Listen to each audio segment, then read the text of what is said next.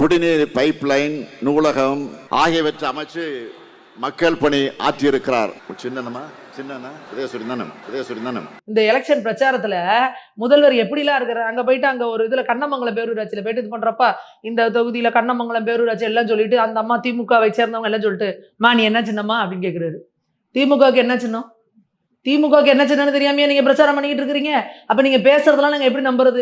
அதை என்ன பண்றது, துண்டுச்சீட்டு எழுதுறவன் எழுதி கொடுத்துருக்க மாட்டான். அவன் எனக்கு தெரியும்ல, முதல்வருக்கு வந்து திமுகனா உதயசூரியன்னு தெரியும், அதை கூடவா நம்ம எழுதி கொடுக்கணும்னு துண்டுச்சீட்டுக்காரன் எழுதுறவன் விட்டுருப்பான். ஆனா முதல்வருக்கு அது கூட தெரியல. அந்த அம்மா கிட்டே மைக்ல கேட்கிறாரு, நீ என்ன சின்னமான்னு. அந்த அம்மா பதட்டத்துல முதல்வர் நமக்கு இதுக்கு அன்றாருன்னு பானையா அப்படின்னா பானை சின்னத்தில் வாக்களிங்கன்னு சொல்லியிருப்பாரு. இல்ல அந்த அம்மா வேற எதுல ஏதாவது தீப்பெட்டிங்க இருந்துச்சுன்னா தீப்பெட்டியில வாக்களிங்கன்னு சொல்லியிருப்பாரு. இந்த அளவுக்கு இருக்கிறாரு முதல்வர். ஆனா பேசுற பேச்ச பாத்தீங்கன்னா, நாங்கெல்லாம் ட்ரம்ப்புக்கு தான் டஃப் கொடுப்போம், தமிழ்நாடுலாம் இல்லைங்க, இந்தியாலாம் கிடையாது, உலக நாடுகளோட தான் எங்களுக்கு போட்டிங்கிறீங்க. அப்ப பாக்குற மக்களை நீங்க என்ன நினைச்சுக்கிட்டு இருக்கிறீங்க? அந்த சினிமால வர மாதிரி டைலாக் சொல்ற மாதிரி நீங்களாம் இன்னும் எங்களை பைத்தியரே நினைச்சிட்டு இருக்கல அப்படின்னு மக்கள் நினைப்பாங்க. நீங்களாம் என்ன பைத்தியரே நினைச்சிட்டு இருக்கிறீங்களா? கலர் கலரா நீங்க ரீல் விடுவீங்க, நான் உட்காந்து கேட்டுட்டு இருக்கணுமா?